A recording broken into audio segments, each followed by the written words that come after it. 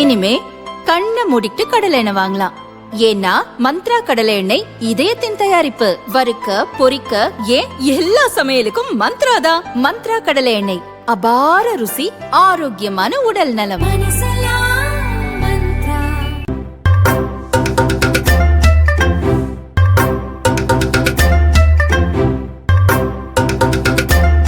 தமிழகத்தில் தேசிய ஜனநாயக கூட்டணியில் இடம்பெற்றுள்ள சிறிய கட்சிகளை தாமரை சின்னத்தில் போட்டியிடுமாறு பாஜக தரப்பில் வலியுறுத்தப்படுகிறது.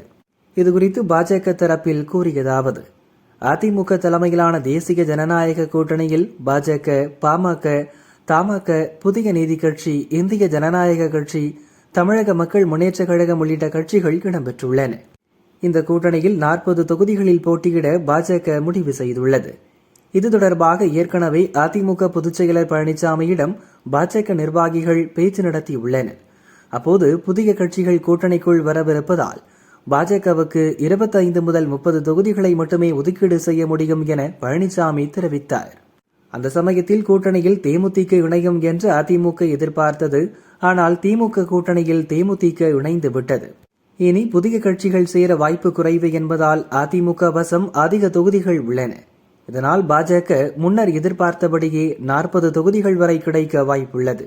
மேலும் கூட்டணியில் உள்ள சிறிய கட்சிகளுக்கு 10 முதல் 15 தொகுதிகள் வரை ஒதுக்க அதிமுக முடிவு செய்துள்ளது. இந்த தேர்தலில் 50 தொகுதிகளில் போட்டியிட வேண்டும் என்று பாஜக மேலிட தலைவர்கள் விருப்பம் காட்டுகின்றனர்.